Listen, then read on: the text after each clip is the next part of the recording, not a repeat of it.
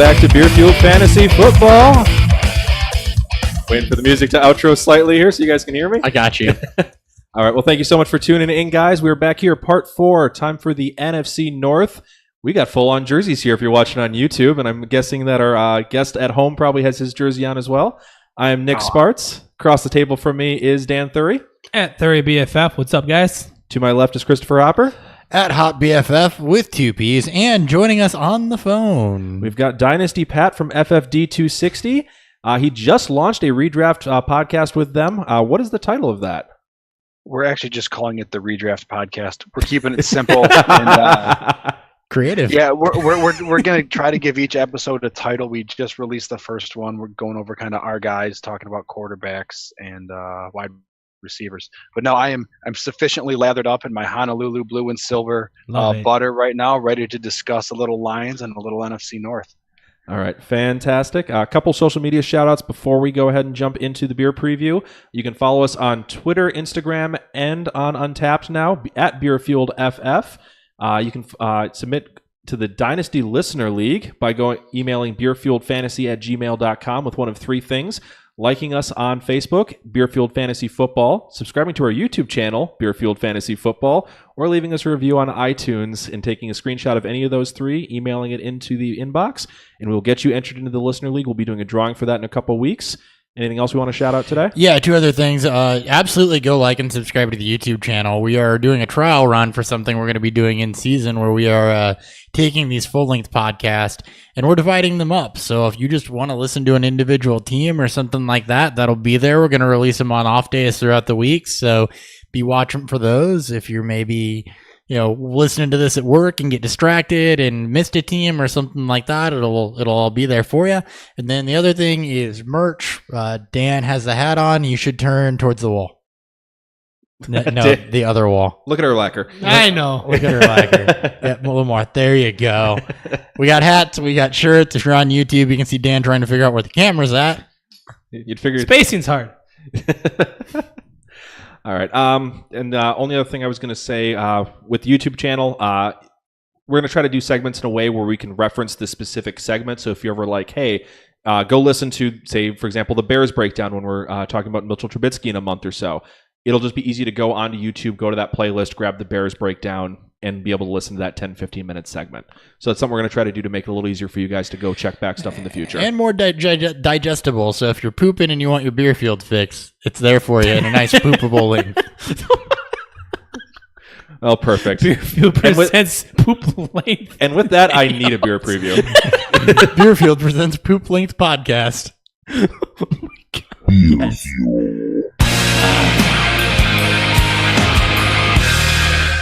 It's going to be a good show. All right. We got Saugatuck Brewing Company from... Bless you. From Douglas, Michigan, just outside of Grand Rapids. We have their Backyard Session IPA. So it's up in, I believe, your neck of the woods there, Pat. Yeah, a little couple hundred miles west of me. Okay. Other side of the state. Yes, sir. The perfect beer if you like to do stuff. They've been open since 2005. Operate, as I said, out of Douglas, Michigan. Comes in at 4.5%. It is a session-style IPA. I couldn't find any more information about it. Hiya, Douglas. And we had to look up the pronunciation because I want to make sure I didn't butcher it. But thank you so much for jumping on the show here. We'll give you a full review once we get through the top 2 teams in the NFC North. By the way, Pat, same thing I tell everybody. If you got something to say, jump in and say it. We're really bad at calling on people. It's nothing personal. We just get off on tangents sometimes. So jump in whenever you feel like it, all right? All right, sounds good, guys. All right. Especially when we're on multiple beers here on episode 2. Yeah, Wednesday episodes are always a little bit more crazy. No, I feel like a little bit like Matt Foley. I've been down in my basement just drinking some good whiskey, waiting for this to get started. What do you got? I am drinking. It's called Larceny. I love Larceny. I was just introduced to this a little over a year ago from my local store, and they said if you like Jack Daniels, you gotta try it. It's better. It's such a great bourbon. It's so smooth, so easy to go down. It's less than $30 a bottle. It's fantastic. It checks all the boxes. Yes. And look for a whiskey endorsed show here at some point in the near future. I've got. If you wanted to do a bourbon week, I've got enough bottles of good bourbon downstairs to where we could. I don't know that I can handle a bourbon week. I like my bourbon. I'll try it. Fuck it. No, we'd be so hammered at the end of the episode. That's the whole point. It'd be the season end spectacular all over again. That's when we do our season awards. We'll do it when we're super drunk. All right. Or Anyways. I don't even know. Division We'll do breakdown due time. diligence or rankings or something. Division preview.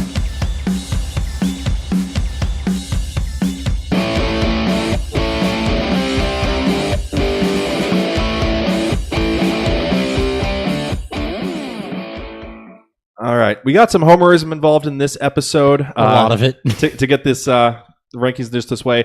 Vikings clean sweeped the first overall spot, and then things started getting a little strange. Packers will take the second spot in our order here, but the Bears did take a second spot vote from Hopper.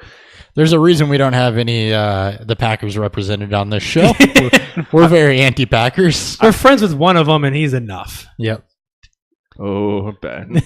Or DJ. DJ. Come on, man. So the Bears will come in third there, and the Lions come in fourth. Looks like based on everyone's records they threw in, though, expect it to be at least relatively competitive for this season. I think it will be. I think it'll be a bloodbath, as Hopper pointed out. It is going to be a bloodbath. All right, so let's kick it off with the Vikings. They lost in the NFC Championship game last year. Overall, we're a very productive fantasy team, being 16th or higher in all four positions in points per game. They decide Keenum wasn't quite good enough, though, bringing Kirk Cousins. What do we think of his fantasy prospects in 2018?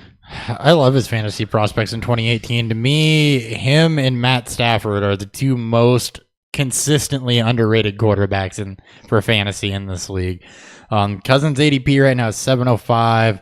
And honestly, he inherits some of the best skill guys in the league with Diggs, Cook, Thielen, and Rudolph. He's got 4,000 plus yards the last 3 seasons and hasn't missed a game, including last year when his O-line was completely decimated. There was nobody to block from him, and he really didn't have weapons not named Jamison Crowder. He found ways to continue to get it done, but continues to be undervalued. And his offensive coordinator, let's just say this. When he was in Cleveland, he managed to get 4,156 yards, 20 touchdowns, and 12 interceptions out of guys named McCown and Manziel. So, just to put it into perspective, Kirk Cousins couldn't have landed in a better situation, I don't think. Yeah, all of that, and they're getting Dalvin Cook back, so that offense is going to be scary good. Yeah, I think the only question mark is going to be, can they make sure that the offensive line is good enough to keep Cousins protected and keep the running game going? Do they need to after what he did last year? Oh, shit. It'll still help, but he's shown that he can do it even with some lackluster weapons. It is a massive upgrade here. A little bit of questions about no Shermer there this year, if the offense is going to be quite as good. But I think if you're looking for a safe quarterback, especially when you don't have to spend a premium on and still get for sure a mid to back end QB1, Cousins and, as was mentioned, Stafford are the two I'm looking at in this draft. And yep, him and Winston. Those two and Winston for me. Winston is the one I can get even a little cheaper. Well, Yeah. he's about 5 rounds cheaper. he's a great value brand, Stafford and Cousins. Yeah, Cousins is my QB5. I mean, he had 3 straight seasons of 25 plus touchdown passes. I know last year was a little hurt on his numbers, but I mean, the fact that he got 4,000 yards on that offense and 25 touchdowns is fucking remarkable. Yeah, so the worst you're going to get is 4,025. The worst you're going to get is a QB1 finish. I'm sorry, guys. I'm sorry. Yeah, I got him at 4. Yeah, 5 for me as well. Where do you got him in your rankings there, Pat?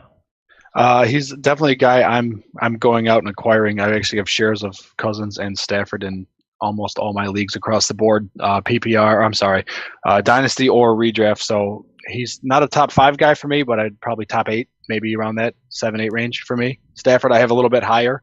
It might be the homerism showing, but I've got Stafford as a top 5 guy this year. I think I got Stafford at about 8, so I'm not that far off from you. I'm pretty sure he's my 8 or 9. We're one of the few people that actually realize that Stafford's a QB1 year in and year out. Most people don't. Yeah. It's not always pretty, but he seems to always get there. Mm-hmm. All right, so we're given the full endorsement on Cousins. What do we think of his main running back, Dalvin Cook? So Dalvin Cook, I think the running workload, regardless how good he is, especially at the injury and coming off of it, gets cut into a little bit by Latavius Murray, but he's going to have all of McKinnon's touches. I'm pretty sure he's going to get plenty of work, both in the receiving game and as a runner. He flashed the ability to do it at the beginning of last year. So Dalvin Cook's a guy that if people are down on, once you get out of that, first tier and a half of running backs that I want to take. Yeah, I agree. He had a 69.2% opportunity share. I think that slightly goes up, but because Murray's a better pass blocker overall. But Cook can do everything else. He can, he's a better runner, he's a better pass catcher. if he would have played all 16 games, or at least posted a 16-game season, he would have 296 carries, 1,400 yards, 8 touchdowns, 64 targets, 48 receptions, 360 yards, and 2 touchdowns there. Which would have been good for a top RB5 finish in half-point PPR leagues. And he was in terms of points per game, he was 9th. Yeah, he was insane.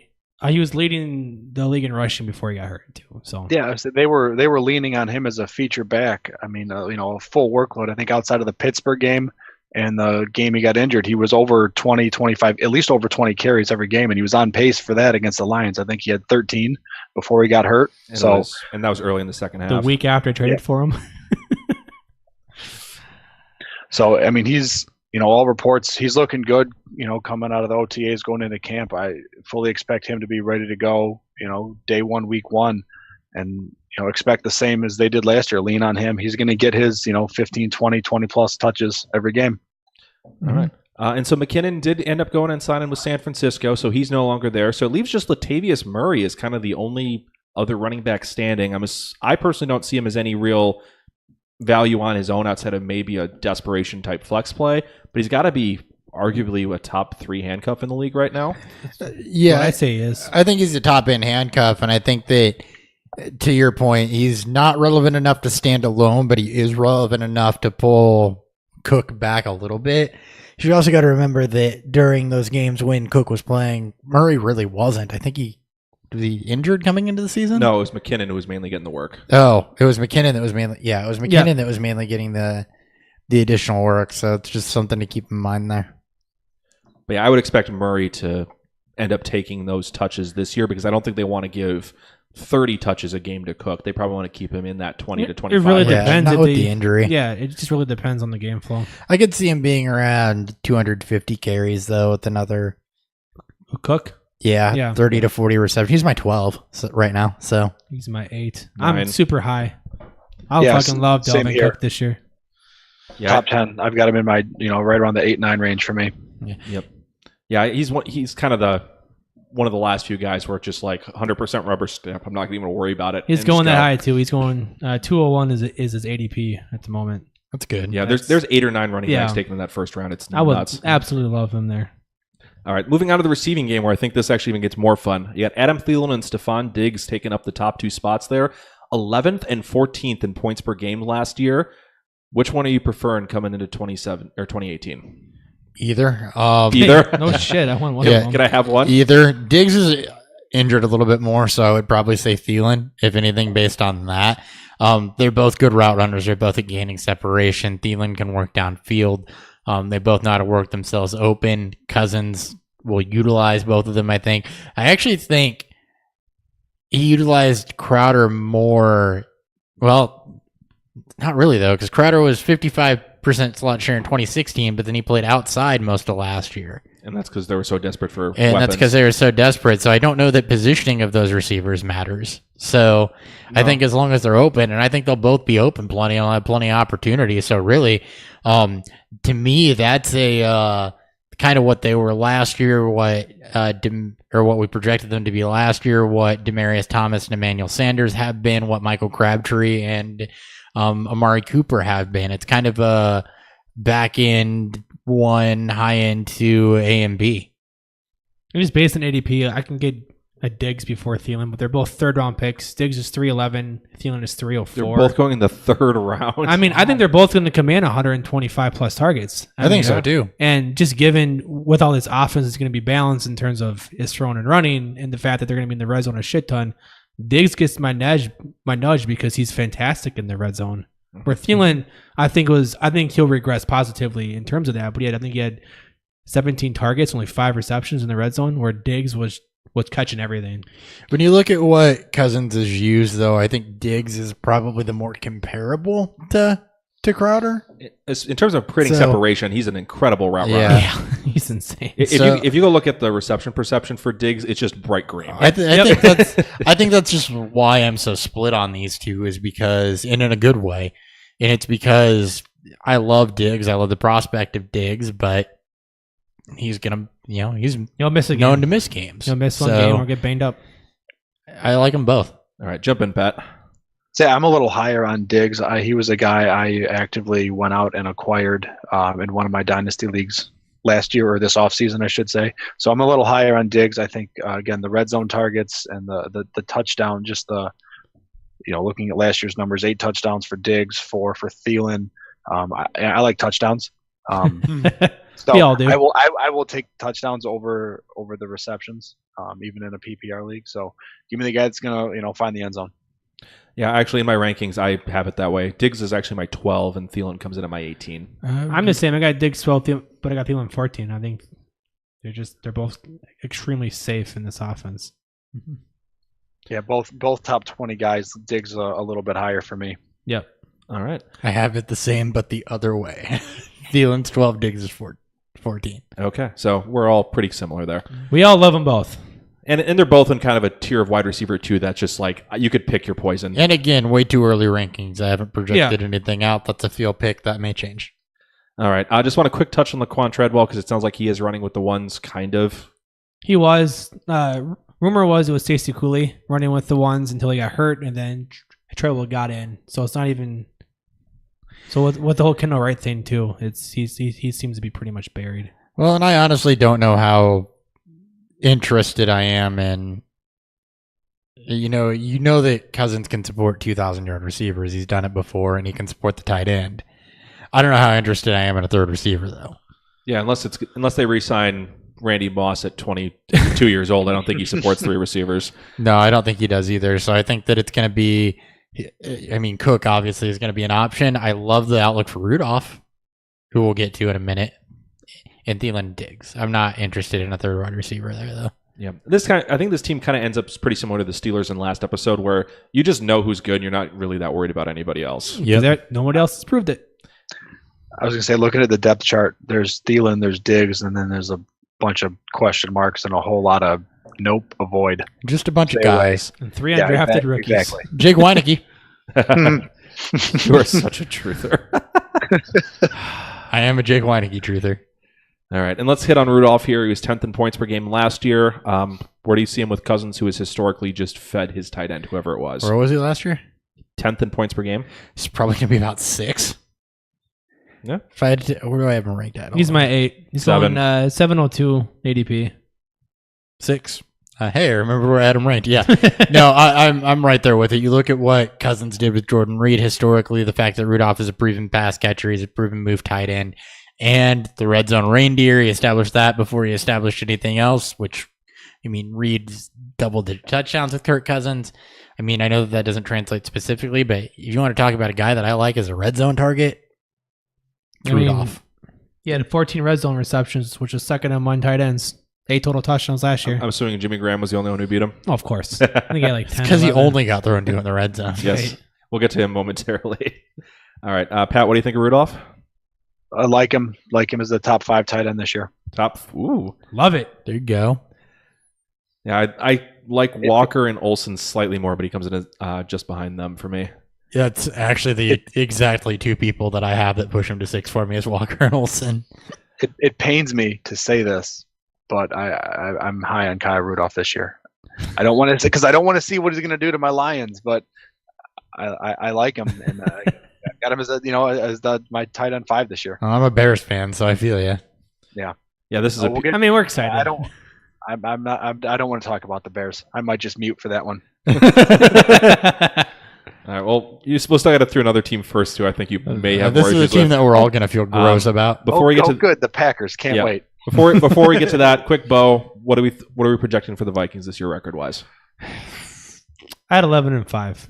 It's gonna be a bloodbath. 12 and I was going to say 12-4, 11-5, somewhere in there. It's going to be a bloodbath.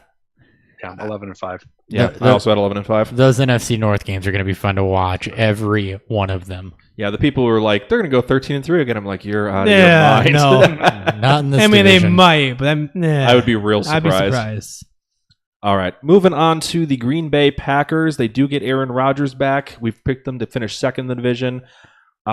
Just kicking off with Aaron Rodgers. He finished 5th in points per game last year before the injury. Any real concerns about him whatsoever as long as he stays healthy? No. He posted his highest interception rate since he started Did 2.5%. Let's see. He was on pace for 16 picks last year. Let's see that trend upward. That's the only thing I can find bad about him. And now Sorry. they brought in Deshaun Kaiser to teach him how to throw more efficiently. I thought you were going to say they brought in Kaiser to teach him how to throw more interceptions. That too. That's where I thought that was the going. joke. They picked him specifically. Yeah. All right, so Rodgers, I assuming, is quarterback one for everyone across the board? Yeah. Yep. Yeah, I would have had originally in my way too early rankings. We did back in January. I had him as my 2 behind Wilson, but Wilson lost too many weapons. Yep. This Rodgers. All right. If Deshaun Kaiser got in with a better offensive system and better weapons here, Nope. any interest whatsoever? Nope. Low end streamer because I like him more than Brett Hundley. Yes. That was going to be kind of my point. He was 26 in points per game last year on a terrible Browns team. I like him more than Brett Hundley. I'm sure Devontae Adams will be safe. I'm sure he can probably support both Graham and Adams because you saw the upside with Njoku last year. I love Aaron Jones more if that happens. Same Also true. here. All right, I just wanted a quick touch on that just because I thought he'd be an upgrade over Hundley because Hundley was atrocious How do we last year. talk about Kaiser? I'd be an upgrade over Hundley. All right, let's move on to the running back trifecta of Aaron Jones, Jamal Williams, and Ty Montgomery. Is that a trifecta? I don't think Ty's going to be a know running back anymore. All right, I don't know fine. that trifecta is the word I'd use there. 3 bodies. 2.5 men. 2.5 men.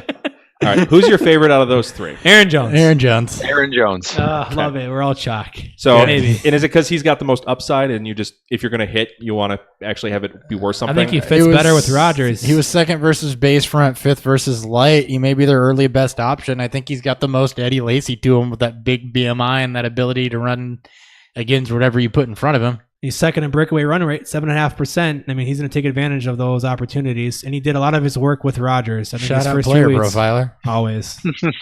We love that website. So, Jones, I agree. Jones is my 33rd ranked running back, so I got him as 34th. we're way too close. We're too chalk.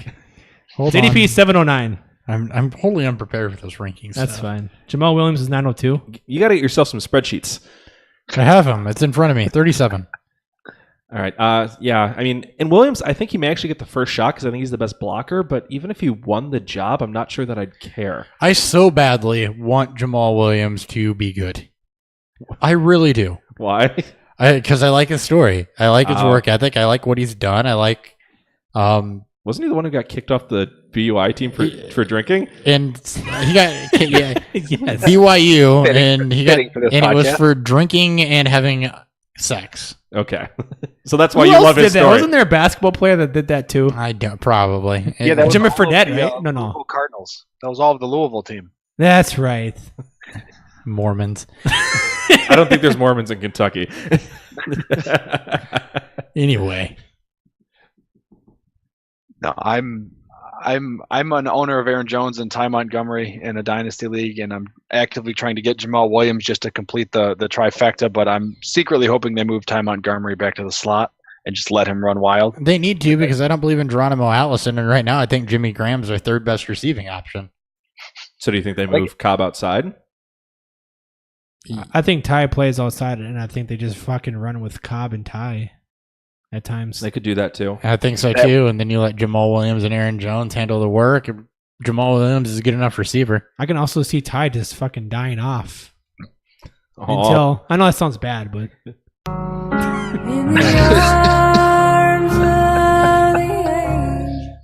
Sorry, Ty. This is after last year you tagged him as the safest back in fantasy. And then he got hurt. I mean, first off, he was the safest back until I said it. Then he got hurt. He was until he wasn't. He was until he became D.D. Westbrook. Yikes. Oh boy, it's brutal. I know. Yeah, he was terribly inefficient, but he had all this work. So Dan, He was a PBR monster, and that's what we playing. So I don't fucking care. PBR? A PBR monster. Giant PBR? we should start a PBR league. Uh, All right. Anything else on the running backs before we move on to the receivers? No. All right. No. Let's move on to a guy that I seem to be pushing all my chips in this year, and that's Devontae Adams. Adams. as you should. I mean, what else are you supposed to do? He's a lock to be a top 10 running back, I think. Aaron Rodgers is a quarterback. Jordy Nelson's gone. I mean, he caught 10 touchdowns with Brett Hundley throwing him the ball. He's my Just 4. let that sink in. Yeah, he's my 5. What's your 4? He's my 7. He's my 4. Yeah, I've been fighting with people on dynasty polls about him, and basically every single trade I see Adams involved in, I'm taking the Adams side, and I'm usually on the losing side of those Twitter polls. So speaking of Brett Hundley, he gave his quarterbacks a 110.3 QB rating when being targeted. And Brett Hundley's That's QB rating was insane. like 60. Yeah, I have 65% contested catch rate, 5th in the league. This guy's a monster. And Aaron Rodgers is a guy who's consistently supporting 2 receivers at 120 plus targets, sometimes 3. So I'm not worried about his volume. We know that he's a monster in the red zone. And then the only other person who was in the red zone that was taking his targets away was Jordy Nelson. Gone. So you bring in Jimmy Graham, but that doesn't necessarily hurt Adams, I don't think, because they score so freaking much. Yeah. They're going to be in the red zone a shit ton. Yeah, Graham could catch 14 touchdowns, and it wouldn't hurt Adams at all. Exactly. See James Jones. Yes, exactly. With like Jordy Nelson. Just see James Jones. So yeah, Adams, we all have him top 6. Yeah. Or you got him at 7. I'm at 7. Again, this is early rankings. That'll probably change. So if he's there in the mid-second, you have a steal, take it and run. A 206 is ADP. Yeah, take it and run. Mid-second. Give me. Just all of it. All right. So speaking of the fact that they can carry multiple pass catchers to fantasy production, do we like Randall Cobb this year? Fuck yeah, we do. He's naturally a lock for 100 plus targets. He puts up wide receiver 2 numbers when he gets that. Over 3 seasons that he's had over 100 targets, he averages 113 targets, 83 receptions, 1,023 yards, and 8 touchdowns. Slightly inflated by 2014, but he's still going to be a wide receiver 2 floor in that back end 2-3 range where you get your Jujus and your Aguilars and those people starting to show up. And you can get him 4 rounds later because he's going at the 8-12. Good He's my wide receiver 34. He was still 7th in the league in yards after the catch, 7th in catch rate at 71.7%. You give him 40 more targets above what he had last year just because of volume and the offense being better and Jordy not being there. Is there any concern if they move Ty to the slot? Any concern? I mean, even if they move Cobb outside, I don't know that I care. I know. I agree. I mean, he'd be slightly less ideal, but the I think fact he'd be that fine. his ADP is 8-12, I think is fantastic, though. Getting the wide receiver 2 in Green Bay at 8-12. They're going to fight for a lot of Randall Cobb shares. There ain't nobody behind him. Yeah, when I did my initial rankings, I threw him down at 43. I'm looking at that. I'm like, that's way too low. He's got to go up. I was probably the same way. I'm moving to 34, and I think I feel pretty good about it there. I know I'm the same way. Yeah, I'm just looking at that like that's not right. So I'll probably keep moving him up. I got him at 42. He ain't staying there. Yeah, this is why we do some of these episodes here. Is we kind of look at our rankings, and go, oh, what the fuck was I smoking? What was I thinking when I did these? That has to change. That episode will come later. What the hell's the matter with you? Yeah, those are fun episodes. All right, let's get to everyone else. Geronimo Allison, Jamon Moore, Marquise Valdez Scantling, Equiminius St. Brown. Anybody we like out of these? Allison's the only one, I think, in redraft that has any value. Go ahead, Pat. By any value, probably not. Go ahead, Pat. I like Jamon Moore. He's 6'5". He's a big guy, good hands, goes up, gets the ball real well. I think he could be a potential red zone guy. But they drafted 3 rookie wide receivers that all kind of fit the same bill. They're all big, tall, strong guys that can go up and get the ball. So if I'm picking one of those 3, I'm picking Jamon Moore. But that's you kind of throw a dart and see what happens, I guess. Is that mostly a draft capital thing for you? Yeah. Yeah, I agree. And I actually like the way Jamon Moore plays. And I think he's going to be, if he can get on the field and get snaps, he'll be a decent red zone threat. I think it'll be special teams. And I think out of these 3. He's at least volunteered or offered to play special teams, unlike ESB, who just wants nothing to do with special teams. Well, ESB, I think he gets cut. ESB's above that. And he doesn't stretch because cheetahs don't stretch. So that's right. That's a good point. That was what his dad told him. We don't stretch because cheetahs don't stretch. Nick's laughing his ass off right now about it. I have not heard that one. Yeah. Good Lord. All right, let's wrap up the Packers here with Jimmy Graham and Mercedes Lewis. What do we project Graham as? Tight end. Good. I will be the highest. He fought that real hard. He did. he tried last year not to be more. 8. He's my 4 because touchdown upside. He'll probably come up. So subtracting Rodgers and his tight end one's injury-riddled seasons, they averaged 69 targets, but when he had Jermichael Finley, averaged about 83. They have no good option at wide receiver 3 currently, so he should be it, especially in the red zone. I personally think he's a lock for 70 plus, and that's going to be good for him because I was looking at it wrong, I think, when they initially made this trade or signed him rather. And I think I was looking at it as, well, they don't use a tight end. I wasn't looking at it as, well, they're going to need somebody for Jordy's targets and Jordy's red zone work. And that's going to be Graham. And that's going to be Graham. I think Graham could be a lock for upwards to 90 targets. I think he was misused in Seattle. He could be. And this is a high volume offense. Cobb, I think, will play on the inside for majority of the season. I think Graham has a chance. It happened with Finley twice when they still had Jennings and Driver there. Yeah, I mean, and I had Graham coming in at 9th, and I'm looking at that, I'm like, that's too low. My concern was that he was going to give you a bunch of duds again and be too red zone reliant, but I'm looking at this like, Aaron Rodgers can't be my number one quarterback, and then he only have one weapon I've ranked so highly, so I got to bump some of his other weapons up, and Graham will be one that probably jumps up to 7, probably. Yeah, he may go up even slightly higher for me, and it makes me really glad nobody bought him from me. As I told you, talked yourself into it. I did. You try to sell. I did. He got there, guys. He got there. Talk myself into it. He got there. If you've been listening to the podcast, we've been working on that for like a month. We're there. Any thoughts on Jimmy Graham there, Pat? I've got him at tight end 6. Similar numbers to what Jordy put up, last year. Close to 90 targets, a little over 50 catches. Probably score more than 6 touchdowns, but he's, he is probably the second best red zone threat that they have behind Devontae Adams. Yeah, I don't think it's going to be pretty. I think he'll probably give you a couple dud games, like it's a tight end position, but it's tight end, so all of them will. Yeah. Even the top 3, I give you a couple duds. All right. Any? Where do we see the Packers finishing in terms of record? I say 10-6. My heart says 3-13 because fuck the Packers. Well, 0-16 if we're going by that metric. That's true. Yeah, probably 10-6. 10-6. Yeah, well, I want 10-6. I want to bump it down to inverse Jeff Fisher, but I can't. Oh, 7-9. 9-7. Oh, 9-7. Inverse Rodgers Jeff is Fisher. good for 10 wins, which sucks. Which is why I'm really happy that they mishandled the use of probably the best quarterback depends ever. on how their cornerback draft picks work out too. That too. majorly. Yeah, I mean, it's so tough for cornerbacks to transition, so I one of the don't hardest- expect that defense to be good. Which means a lot of throwing. Means a lot of throwing then. Yep, it's going to be good things for the passing game. All right, beer review time. Beer review.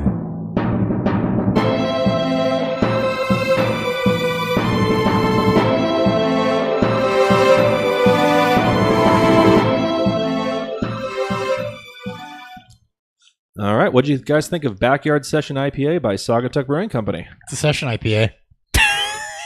Cool, Dan. Dan, how about for an actual review? I was gonna give you a little more, but no, it's real light, real crisp, not heavy on the bitterness. You get decent amount of like citrusy fruitiness, I think, all the way through on it. And I don't really, it's a session IPA. It's a good one. It's very flavorful. It's a perfect entry beer when you're trying to introduce somebody to IPAs and just in general. Like, it's a great beer for the room that's super hot right now. Oh, yeah. Like, this is fantastic. The white ale that we did in the previous episode from Great Lakes and this one are two great, like, it's super hot out beers. Yeah. So I love the bottle art. I think it's super simplistic, and in the beer, I'm going to probably drink a couple more of these when we're done. Oh, you can enjoy your Thursday night since you don't have to work tomorrow. That's right. Finally, I got to show up. That's it. Okay, well, I got to do more than that. He goes, I got to show up. I got to speak words, type some keys. No, I don't Type even some have to do letters. that if I don't want to. Yes. All right. Fuck them. Well, Saugatuck, thanks for being on the show for the first time. Pat, how is your whiskey holding up? It's gone. I need more. All right, well, let's hit up. Let's hit the beer. I finished it halfway through the Aaron Rodgers conversation. He makes me want to drink too. He so started with I a full get ya. bottle. Yeah, you just waterfalled it. Yeah. All right, let's talk about the Bears Nobody told me when. so you can mute and go get some more. You could waterfall with that larceny if you wanted to. All right, so let's kick it off with the Bears here. The Bears. Brand new head coach, new offensive coordinator, brought in a bunch of new weapons. We think this offense is going to take a tick up because it was absolutely terrible last year. It would be really hard not to. So Yeah, 32nd for quarterbacks, 31st for receivers, 19th for tight ends. The only thing that was okay was running back at 9th in points per game.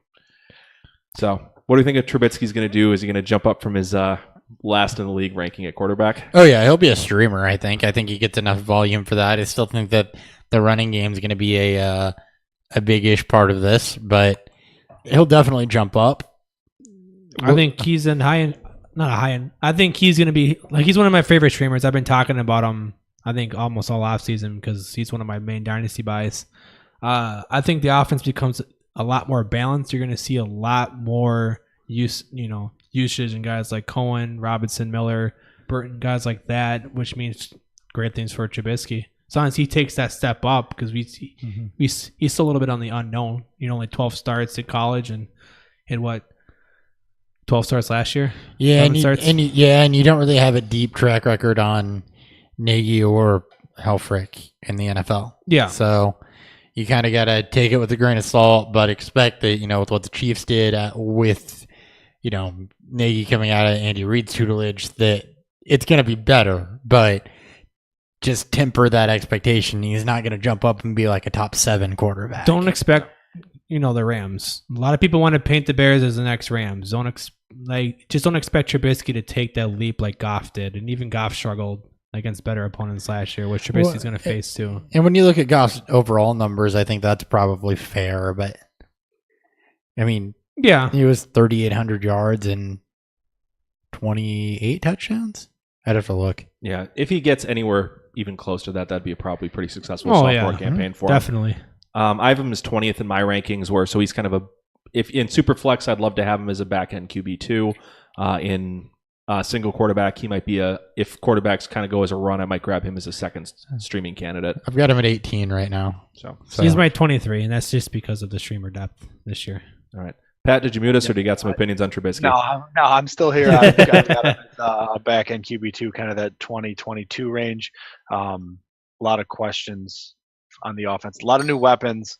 So it'll be interesting to see how everybody meshes together and what Trubisky is able to do, or if he's able to take that step forward like everyone thinks he can. Yeah, the potential's amazing, but it may be a better second half thing than first half. Might be a slow start for them. Might be. Yeah. All right. Moving on to the running game. Jordan Howard and Tariq Cohen. What do you guys think about them? I don't know how Jordan Howard continues to be so undervalued. 302 ADP. Yeah.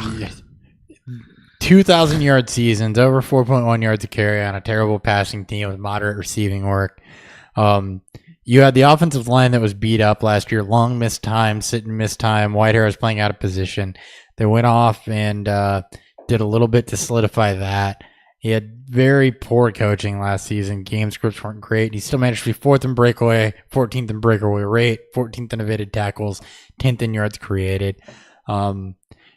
He did bump his catch rate up about 20% last season, and he's apparently been working on it even more this offseason. I don't know how much volume he gets going there, who will move around and bounce around. And then the annoying little pest in Benny Cunningham that's there again also. But, reasonable. So I think that tempers a little bit, but I still think he's a lock for, probably over 1,100 yards of rushing and 20 to 30 receptions. Yeah, he's my running back 13, so I agree with you. I'm at 11. I'm going to move him up. I have him at 15, and I just, I see him behind Kareem Hunt and CMC. He'll go in between those two. All right. Pat, any thoughts on Jordan Howard? I actually just sold my last shares of Howard and Cohen today in one of my dynasty leagues. I'm not sold on I've reaped the benefits of the back-to-back 1,000-yard seasons. Luckily I was able to handcuff with Cohen and take advantage of the receiving there. But with Nagy coming out and saying it's kind of dependent on game flow and game script, and they like Cohen, I had to try to sell while I still could, and I'm kind of down. I'm more down on Howard and Cohen than you guys are. I've got Howard around the 15-16 range as far as running backs. That's right, where we're about. Cohen's a little, his ADP right now is 607. Excuse me? He's a little high. 607. Yeah. ADP is 607. Nope. I saw that. I'm like, he's an 8th, 9th round. It would be a good spot to take him. Don't get me wrong, love him in best ball, but week in, week out, I don't know that you can trust that. I don't know that you can trust the receiving volume to be there. You hope it is. I mean, Cohen's a guy that if you give him Duke Johnson levels of receiving work, then you're fantastic. I just don't know that he gets Duke Johnson levels of receiving work. And right now he's 609 after just checking it. Yeah, he's higher than Duke Johnson. That's I nuts. I mean, I like I'm sorry, him what? to. Yeah, he's 609 in ADP right now. Higher than Duke Johnson. Higher than Johnson's Duke the 8th Johnson. round. He should be probably late 8th, early 9th. Yeah, Yeah. that's about where was expecting him to be. 6th round is insane. Yeah. That's Unless it's he might be one of those handcuff pluses. If you get Howard early and you want to double down and you think the Bears offense might blow up this year, then That's a grab- risk. I don't grab even. Cohen. But Yeah. I'm not banking on Cohen being even a flex play. I think I don't even know that he's a cuff because of his size. I don't know that if Howard gets hurt that he's it. I think that his work goes up, but I think that you're going to see another kind of bigger back take the running work. Ryan Null. Ryan Null. Yeah, it's Nick just wanted you to say his name. I did. But yeah, I mean, I think Cohen goes up He's to the only probably. other one there. He is, Yeah, I think Cohen goes up to probably McCaffrey level touches if Howard goes down, but they're still going to be a between the tackles Okay, I guy. see. So Yeah. he'll go up to 200 ish. Yeah. Okay. So Yeah. yeah, I agree. I just don't see Cohen as that. I had him as my 48th ranked running back, and I'm like, He's I'll- my 36, and I'm like, I feel like I'm pretty high. Like, I love Cohen this year. Then I saw his ADP. I'm like, how the fuck am I going to own Cohen? I Like, mean- I think it's because people go wide receiver heavy, and then they see Cohen, they see, flex potential plus, which is what he is right now. But I got him at 35 right behind Duke Johnson and Chris Thompson. yeah, I'd much rather have both those guys. I would Yeah, same here. too, but I mean, and he'll come down a little bit also because I've also got him in front of guys like Kerryon Johnson, who I like a lot more than where I initially put him. Aaron Jones. they say Jones, Mack, Kroll, He'll he'll probably just taking a quick look at this. He'll end up high 40s for me. Yeah, I think I might bump him up slightly, but yeah, definitely not into the 6th round. I think I have him in the perfect spot. So, I mean, So yeah, the fact that and I can say for certain, people who owned Cohen last year, he was a headache. Live Studio On is never going to own Cohen again. thanks, She- thanks, Jeff Fisher. I mean, she loves him, but she was very frustrated trying to figure out when to start him and when to sit him. She would sit him and he'd go off. She'd start him and he'd do nothing, and then she'd start him and guess right and who's the sit him fucking again. coach? John Fox. Yeah, Yeah. Fuck him. You said Jeff Fisher. I said Jeff Fisher. It's same fucking difference because they don't know how to use their weapons. Old conservative coaches who don't know how to I make think offenses. the only things live studio audience want out again are Jimmy Graham and Dan Bailey Dan Bailey will be in there. and Blair Walsh. All right. Anything else on the We running don't game? talk that kind here. No. All right. Let's hit up this receiving game. Big name for sure, Allen Robinson. I just want to put a big star on him. Where do you guys have him in your rankings? Because he is far and away the only proven piece on this offense. 13th. Yeah, he's going to be I a love him this year. 120 target guy, I think. He averaged 15 and 60, 151 targets Yeah, each year. but I don't know that he gets Bortles Hill- volume. Hill I had think he could. Hill had 120 last year. You still got Anthony Miller. You still got the two tight ends to support plus Tariq Cohen. 120, 130, probably. He's my 9. He's your 9? He'll come down. Okay. Don't worry. I've got him as my 13 I mean, as well. he's my and like he's going. His ADP You is say that 407. like I'm 17 positions I was ahead gonna of you say. instead of just 4. Well, there's a few names I have in my top 10 that it's just like I could It's not all about you, Nick. I could not put Robinson ahead of them. So I love Robinson. It's not this all year. about you, Nick. The only person he's ahead of that I'm like, ooh, why did I do that was Julio, and that was a consistency thing. Well, who is my 6? what about Baldwin or Evans? Evans is 8, Okay. and I've got Baldwin somewhere. So definitely taking both of those guys. Definitely taking Baldwin and Evans Fifth. over Robinson. Yeah, Right. same here. Right with Landry at 15. Just I own Baldwin, so I know that with the offensive line, I know that last year he wasn't consistent. I'm a guy that values consistency a decent amount. Okay.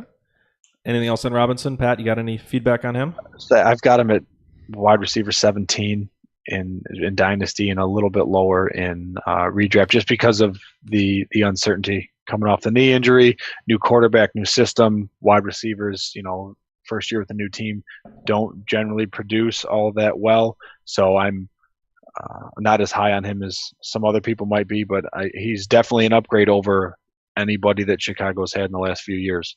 So they'll feed him the ball. It's just what he does with it after that is kind of up in the air. Yeah. Yeah. Then his catch rate's a little bit of concern. 53%, I think, 2 years ago, then 48.3, or 53%, then 15, and then 48.3 in 17 or 16. Excuse me. Yeah, I've got Robinson's kind of in that Jeffrey, Diggs, that kind of tier for me. So it's a bunch of guys who I like, but I do have slight concerns I'm buying about all into of the them. Bears offense, which is why he's as high as he is. All right. Well, if you're buying into the offense, what do you think of Anthony Miller? He's my 61. Me But too. that's gone down. That's gone up actually, because I tend to move people around while I'm doing these notes here. It's just in terms of volume, I don't know if he's going to get enough volume year one. He's coming out of the slot, which I like, but you bring in Burton, Gabriel, Cohen, Howard, all figure to be involved in the passing game too. So it's hard to know from a rookie receiver if he's going to get enough volume to be supported as a week in, week out, fantasy option. Do you have his ADP? 1306. So Sounds bench about right. stash, which Sounds is where he about should right, be. Yeah. And yeah, you just don't know. I think he gets more volume than Gabriel, but they do have the I two do. tight ends. So, and you don't know how much Trubisky's actually going to huck it. And something named Kevin White, who they keep talking about. Yeah. What was the note on him today? He's don't showing know. passion. Passion. He's like he's about to go try out for porn or something. Real enthusiasm for the Yeah, job. Yeah.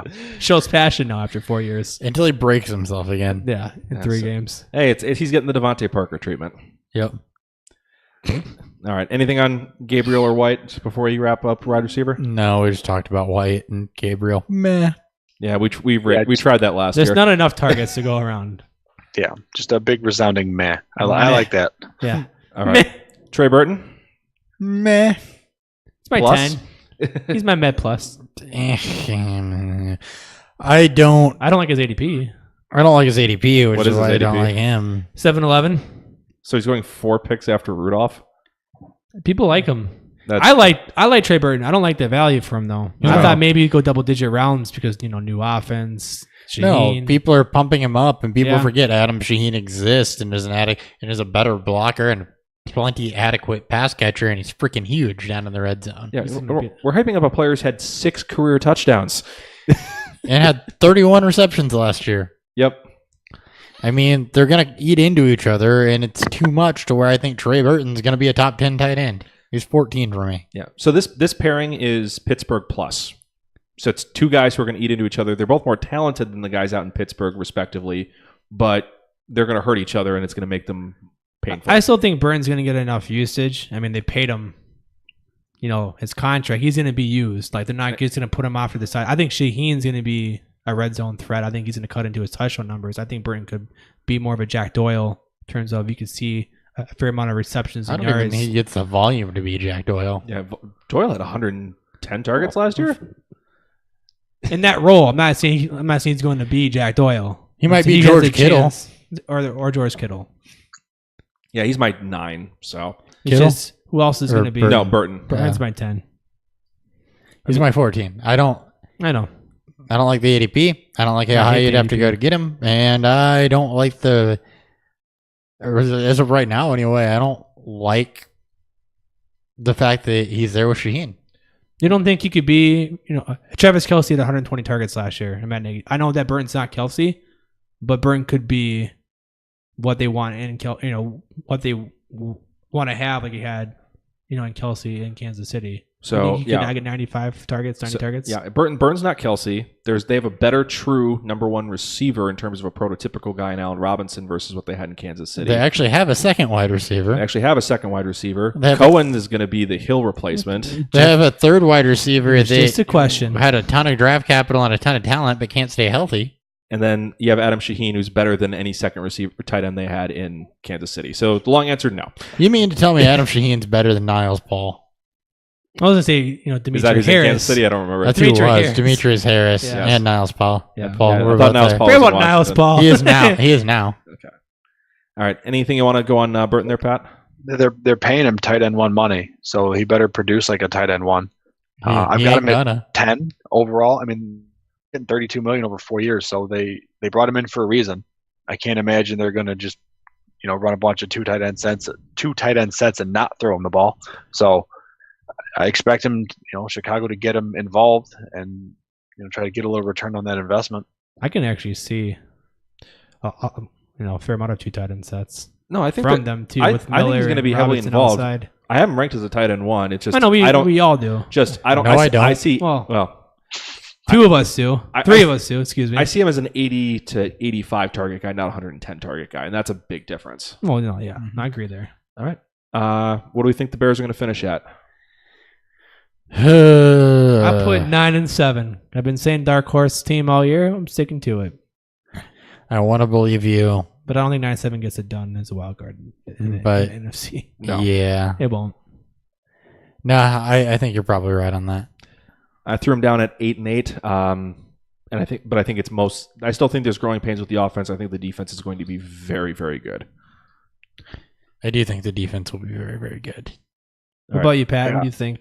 I put him at 6 and 10. Just too many questions around the offense. Maybe 2019 is the year of the Bears. Give everybody a year to gel together, and another year for Trubisky to develop. And I think we're looking at a completely different team in 2019 versus 2018. Yeah. When Rodgers leaves somehow because they push him out, and the Green Bay's the worst team there. I have significantly more confidence in how I'll project this team next year. I just need to see this team for a year. Agreed. But yeah, going into 18, I've got a lot of questions. All right, let's hit up the Lions. You guys making me wait for this. Pat, I want you to give us your overview on what you expect out of the Lions this year before we start hitting in Stafford.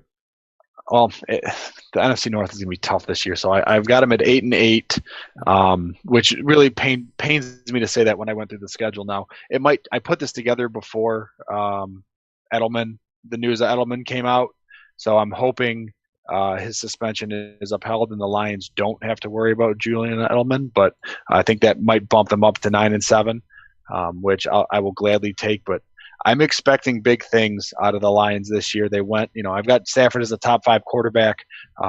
They finally have what appears to be a decent stable of running backs.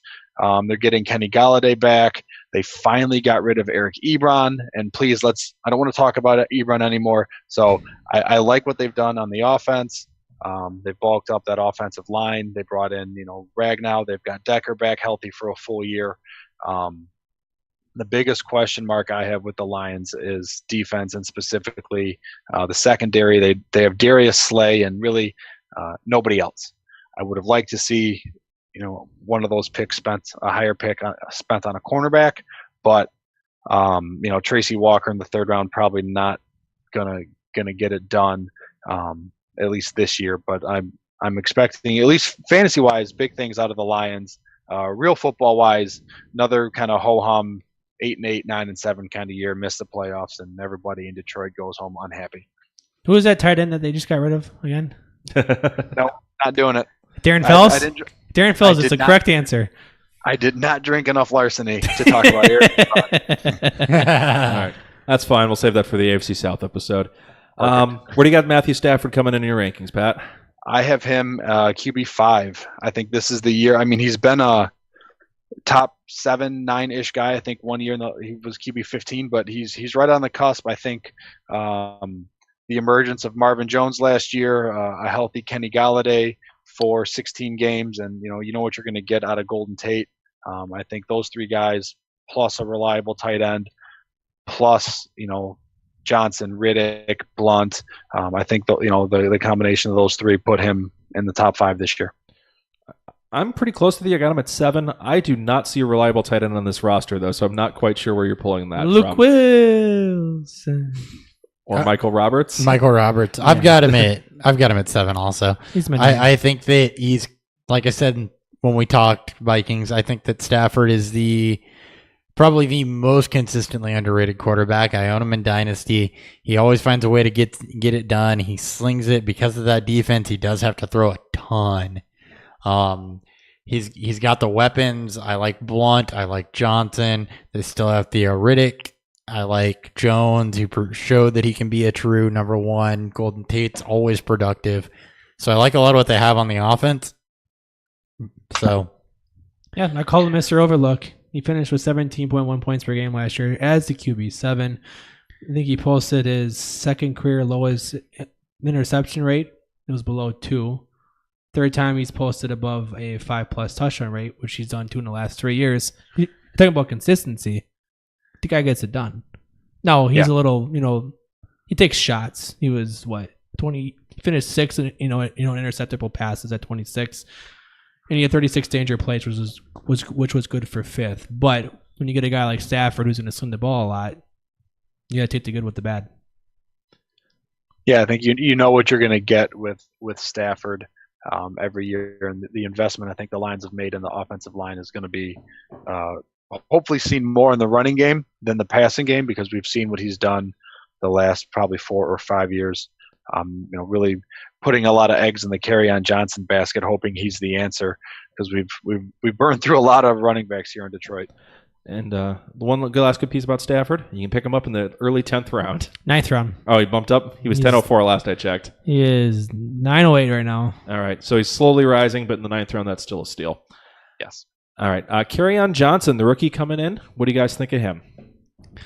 I like his ability to be a 3-down back. He had some injury problems in college, which is a little concerning. Blunt's there, so I think they're going to try to ease him in a bit. With Blunt and Riddick, you've kind of got behind him guys that can both take some running work and some passing work away. Amir Abdullah's dead. But I do like Kerryon Johnson. I think he flashes it this year. You may get a kind of Joe Mixon-esque level rookie season, maybe a little better than that to start. But ultimately, long-term in Dynasty, I absolutely love him, especially given his price. And then, in redraft, I think what's his ADP, Dan? 710. It's fair. I don't hate it. No, I think it's going to rise, though. I think with, like we saw the same thing with Amir Abdullah after, a couple breakout games in preseason. I think Johnson could see that same rise where I think he's going to get pushed, but some training camp hype. Somebody's going to push that up, and that scares me. It's on the high end of fair for me, but I think it's fair just because with Blunt there, he always seems to get work somehow, and you know what Riddick's going to do. But I still think Johnson has enough to where he can slide into the back end of the RB2s. So to settle a Dan bet, so there was does he get 200 touches? That was a shot bet made between me and Dan from Yanni's. Yeah, it was a Dan bet. Dan bet. Well, I'm still explaining it to everyone out there. I'm going to say yes. He does get 200? No, the initial shot bet was 200 carries. He's not going to get 200 carries. But I let him do touches anyways because I think that's fair. 200 touches is more fair. Well, it should be more fair. If he misses, it's not going to be by a lot. No. Or he gets hurt. I got to project it out, but I could see him just off the top of my head in the 180 to 210 range. Right now, I see him as about 175, 185, 190. I think if he gets hurt, then that shot bet's gone. I'll tell Dan that, but I feel pretty good about it. All right, Pat? I think right now I've got it, it's June 7th. So, right now Blunt still gets the lion's share of the touches. He still gets all the See goal what you line did work. there. Lion's share talking about the Lions. There it is. Riddick still gets all the passing down. So Kerryon Johnson, barring injury, he's probably getting a smaller workload to ease in. I like him a lot more in 2019 because Blunt's only on a 1-year deal. But 200 touches is a lot for a rookie, especially when you've got a guy like Theo Riddick who Riddick had 155 touches last year. You're going to take some touches away from Riddick to give him to the rookie. I don't think so. You've got a guy like Blunt who just runs the ball well in between the tackles. I don't think you're going to take touches away from him. So I see more around 135, 150 as far as touches go next year. But again, barring any injury to Riddick or Blunt, those numbers will go up. But I like his potential. The back half of 2018 and a lot more in 2019. You know what? I'm gonna change my answer because I the more I think about it, the more I think on the high end he's probably about 180, 185. Low end about $1.50. Because I think we forget that Blunt seems to stick around. He does. He can't do things efficiently, but he seems to stick around. He doesn't make well teams win enough. Super Bowls apparently. So Riddick and Stafford have been comfortable together out of the role that they've had for the last 4 or 5 years, and Abdullah is dead until he gets cut though. So not talking about Abdullah because obviously we don't see any value in him. He's dead. Where do you have the 3 guys ranked if you have them ranked? Johnson's at 40, Riddick's at 45, and Blunt's at 55. I think Johnson. I think Pat, you're onto something where I think Johnson could have a good second half 18. Yeah, That's kind of what I'm hoping for, is just a straight up Lions fan. Take the fantasy football aspect out of it. I just want to see a good running back here in Detroit. I'm sick of the Reggie Bushes, the Mikel Leshores, Javid Best. Hey, Javid Best was amazing until he broke himself. So yeah, like 18 concussions. Yeah, until he landed on his head trying to front flip into the end zone. What could have been? So, yeah. I had Kerryon Johnson at 34th, but I think that might have been a little too high. I actually like Theoretic where I've got him at 42nd. And, I mean... Blunt's hard to predict. I just don't know when it's going to... I think he's going to be too inconsistent. I think considering they spent an early-ish second-round pick on Johnson... They traded up for Johnson. And traded up for him. I don't think Blunt's going to get between the 20s work. I think he's going to be strictly red zone. I had him at 38 for Johnson, 41 on Blunt, and 47 on Riddick. So you got them all kind of squished together. Yeah. They're all going to eat into each other's... Well, so it's Riddick and Blunt on their own. It's going to be ugly. You'll probably be taking it. Don't own Blunt. I think Riddick's a fine, safe, end of draft. I mean, Riddick's ADP is 1105. Yeah, so what I'm hearing through all this is I want to own Riddick. Got it. It's like for most pass catching backs, you want to own them late. Yeah, if it's a timeshare, grab the pass catcher. Almost always the right call. Yeah. All right. Yep. Marvin Jones and Golden Tate finished 15th and 16th last year in points per game. How nice of them. And 12th and 13th in PPR leagues. Jones got the nudge. I want Tate, though. I want Jones. But I love them both. I love them both, though. So that's what we've learned tonight. Pat loves touchdowns. Yeah. That should be your Twitter tagline is Pat loves touchdowns. I got to change this. I'm hosting a redraft podcast, and my Twitter handle is Dynasty Pat. Change it to Redraft Pat. I'm going to work on that. Redraft Pat. Who loves touchdowns? Dynasty _redraft in quotation marks _ Pat. Perfect. I like it. I would just do Redraft Pat.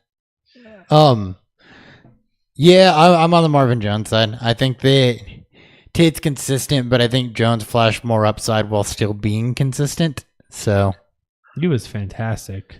Jones was fantastic last year. They both were. Tate was playing through a AC joint sprain. And he still led the league in yak. Yeah. He was still first in catch rate. That's what he does. And that was the same injury that kept Hogan out for like a month. Tate's a fucking beast. And I think at the end of the day, I think that's where Stafford looks to first is Tate. Golden Tate was my first love coming out of college. I was there for the Seattle years. So yeah, but yeah, Jones and Tate, they're kind of like Notre Dame. They're kind of like Diggs and Thielen, where I want both. Personally, if I'm picking one, I'm taking Tate, but I've been a Golden Tate guy for years now. Here's the ADP. Tate's 506, Jones is 511. Okay, I'll take Jones. So it's pretty much it's 2 rounds later, Diggs and Thielen. Yep. Actually, at the 5th round, I'm probably going to grab one of the two in that round. I might grab one of each. Oh, I'm sure one of them will be my wide receiver too. I'm going to be fighting you guys for Lions players this year, aren't I? Yep. So one league, I own Cousins, Diggs, and Jones all on the same team. Love it. So I'm happy with all three of those guys. And the comparison there is kind of funny because there's some stats going around on Twitter. You got Marvin Jones and Golden Tate combined for 153 receptions, 2,104 yards, and 14 touchdowns. Thielen and Diggs combined for 155 receptions, 2,125 yards, and 12 touchdowns. So they're damn near equal. Yep. And then the Vikings pair just got a quarterback upgrade, so that should even get a slight bump on that. But that's awesome to hear those combos. The North is going to be fun. And I think they're all decently undervalued by a lot of people, especially if you look at dynasty value. Oh, yeah, they are, all 4 of them. I've been kicking the tires on Jones in a lot of leagues. I own him in a couple. I'm sad I sold them. All right. So possible breakout candidate, Kenny Golladay. And that's why I sold Jones. This falls under the Steelers and Vikings philosophy for me, except they don't have a tight end, so it might be a little bit better than that. Maybe get some more red zone luck, which is pretty much what we expected him from last year, which didn't happen because he couldn't stay healthy. But I think you're right. I don't know if he gets enough of the consistent volume to be a weekly flex guy. I'm assuming if anything happened to Tater Jones, he's immediately a wide receiver 3. Yeah. He's my 53. Right now he's 1305 ADP in PPR leagues. And that's pretty much my notes. I think it'll take an injury for him to find fantasy relevancy week in, week out. Yeah. Because I think he's got some talent, but I don't think he's better than Marvin Jones. No. I say he's probably going to eat in a little bit to Marvin Jones's target share. I mean, he's the deep threat. He and Marvin Jones play a similar fashion, but I think that the trust is there with Stafford and Jones, especially after last year. So that gives Jones, in my mind, the nudge over Galladay and over Tate is just the trust factor, especially the deep ball and in the red zone. I mean, the 9 touchdowns from Jones last year kind of say it all for me. All right, and then lastly, tight ends. Any fantasy concerns about Luke Wilson or Michael Roberts? No. Wait, concerns. Concerns? Yeah, Luke Wilson and Levine Toilolo have combined for 16 receptions on average during their careers. Michael Roberts has the inside track to this job. I don't know how pretty it's going to be, but he's the guy. It's still an upgrade over Eric Ebron. We made you say his name one more time. Can you tell I'm just a little bitter about that? No, can't tell at all. Not at all. It's got to be the bourbon speaking. I don't know if any tight ends are actually worth owning here. Wilson's the more athletically, I guess, put together, but that's just based on player profiler. Yeah, I just put there are no redraft fantasy relevant tight ends in Detroit this year. They're my 31 and 33. You don't own There's them. a watch lister, though. Yeah, Roberts would be a watch lister. If we see anything in preseason, I'll be intrigued. Yeah, what 10 touchdowns in one season? Yeah, with Toledo, and it was on like 30 catches. Yeah, so he's the Darren Fells replacement, right? Is that what we're saying? Is Yep. The second coming of Joe Foria. Got it. there's the other one. I miss. End zone dances won't be as good. Dance like it was nobody's business. 3 receptions, 3 touchdowns for 6 yards, and 3 wonderful touchdown dances. Yep. The old Jerome Bettis stat line: 5 carries, 5 yards, 3 touchdowns. RB1. Yep, the good old days. All right, well, that puts a bow here on the NFC North. Looks like Hopper's overheating if you're watching on YouTube, so we'll go ahead and wrap this up here. Just a quick shout-out, Beerfield FF on Twitter, Instagram, and Untapped. You can find us on Facebook, Beerfield Fantasy Football. You're going to want to take a screenshot of that when you like that.